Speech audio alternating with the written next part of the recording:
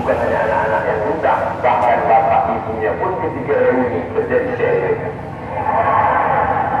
Insyaallah untuk kita.